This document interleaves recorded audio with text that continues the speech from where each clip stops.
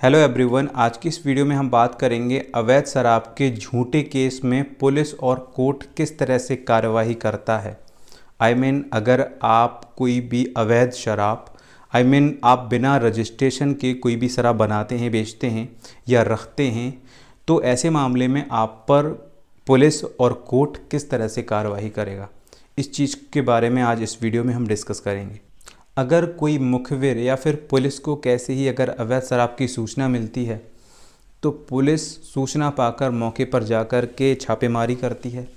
अगर पुलिस को कोई एविडेंस मिल रहा है अवैध शराब से रिलेटेड, कहीं स्टोर है, कहीं बन रही है, भट्टी वगैरह चल रही है, किसी वाहन में लोड है, तो सरार सबसे पहले एविडेंस को कलेक्ट करती है। उसके बाद एक्यूज़ को गिरफ्तार करती है, फिर उनके खिलाफ एफआईआर दर्ज करती है और एफआईआर दर्ज करके एक्यूज़ को मजिस्ट्रेट के सामने प्रस्तुत करती है, जहां से जेल का वारंट बन के उसे जेल भेज दिया जाता है।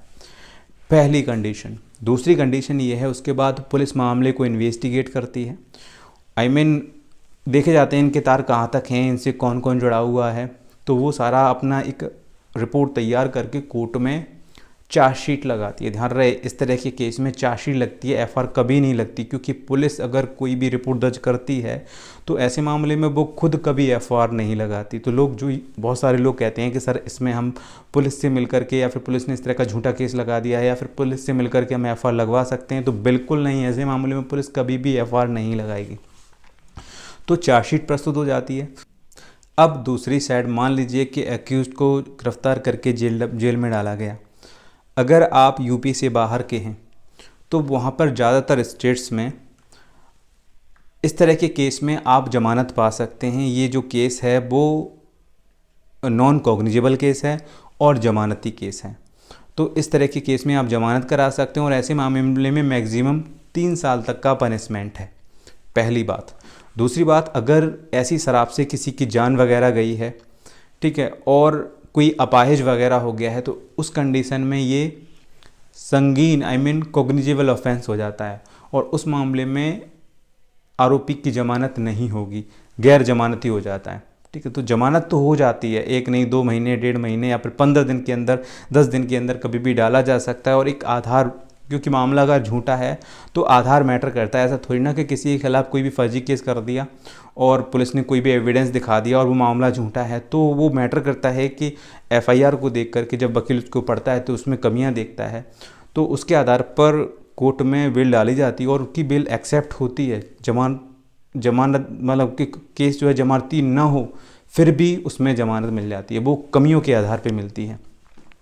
तो ये चीज़ है। अब ये चीज़ आपने समझ ली, दोनों ही मैंने आपको बातें बता दी। अब मान लीजिए कि कोर्ट में चार्जशीट लग गई, एक्यूज ने अपनी ज़मानत करा ली, या फिर अगर उसकी ज़मानत नहीं हुई तो वो जेल से पुटअप कर लिया जाता है, जेल से तलब कर लिया जाता है।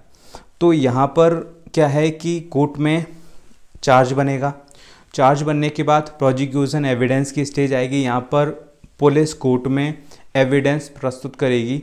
ठीक है, कोई भी स्वतंत्र गवाह प्रस्तुत करेगी। ऐसा ना कि पुलिस के कोई गवाह पहुंच जाएंगे कि हाँ हमने इनको यहाँ शराब देखा, नहीं, समाज के लोग उनको गवाह बनाती है पुलिस और कोर्ट में प्रस्तुत करेगी, वो अपनी बयान देंगे। उसके बाद जब ये प्रोसिक्यूशन एविडेंस की स्टेज कंप्लीट हो जाती है, इसी स्टेज पे examination in chief, cross examination या फिर री एग्जामिनेशन होता है। जो गवाह से बहस होती है, वकील की जरह होती है, तो वो एक प्रोसेस जो प्रोसिक्यूशन एविडेंस की है, यहीं पे सारा कुछ होता है।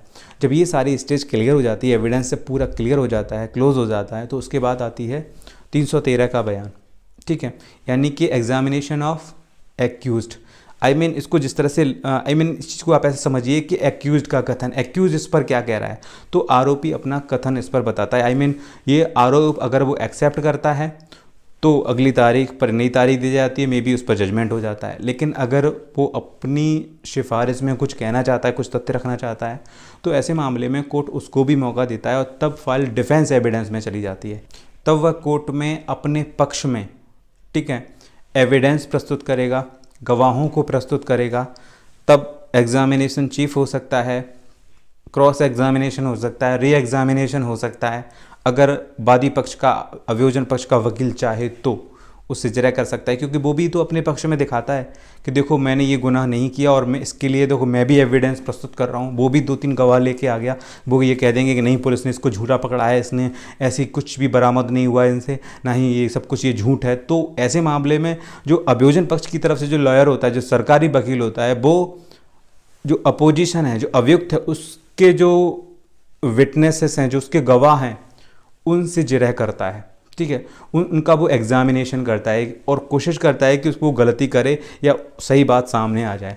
तो एटलीस्ट अगर ये सारा कुछ क्लियर हो जाता है तो फाइल आर्गूमेंट में जाती है, उसके बाद फाइनल आर्गूमेंट, उसके बाद जजमेंट, तब कोर्ट अपना जजमेंट देता है।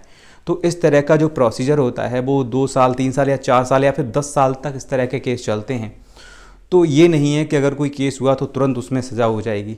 तो ये एक पूरा प्रोसेस है, लगभग 7-8 साल तक इस तरह का केस चलता है और उसके बाद सज़ा होती है। वैसे जनरली इसमें 3 साल तक की सज़ा है। अगर कोई मर जाता है या फिर कोई अपाहिज हो जाता है तो ऐसे मामले में इसमें आजीवन कारावास तक की सज़ा है, 10 वर्ष से लेकर के आजीवन कारावास तक की सज़ा है। तो ये पूरी कंडीशन है। सो गाइस, ये था पूरा video. I hope you like this video. अगर वीडियो पसंद आया हो तो वीडियो को लाइक कर दीजिए। अगर आपने अभी तक हमारे चैनल को सब्सक्राइब नहीं किया है तो वीडियो के नीचे दिए गए सब्सक्राइब बटन पर क्लिक करके इस चैनल को सब्सक्राइब कर लीजिए। उसके बाद बेल आइकन को भी प्रेस कर दीजिए ताकि हमारे द्वारा अपलोड की हुई वीडियो की नोटिफिकेशन आपको मिल सके। एक बात और बता दूं, अगली वीडियो में आपको बताऊंगा कि अगर इस तरह का कोई भी झूठा केस आप पे लगता है तो उस तरह के केस में आप जमानत के लिए कैसे अप्लाई करेंगे, क्या आप आधार बनाएंगे, उसमें कुछ पॉइंट्स उसकी एक ड्राफ्टिंग वीडियो में आपको 1-2 दिन के अंदर 2-6 दिन के अंदर जैसे मुझे मौका मिलेगा तैसे इस पर मैं एक वीडियो बनाऊंगा, तो उसका भी नोटिफिकेशन आपको मिल जाएगा। तो ये था पूरा video. I hope you like this video. अगर फिर भी कोई कन्फ्यूज़न हो तो आप मुझे कमेंट बॉक्स में लिख सकते हैं। चलिए मिलता हूँ एक नई वीडियो के साथ, तब तक के लिए जय हिंद।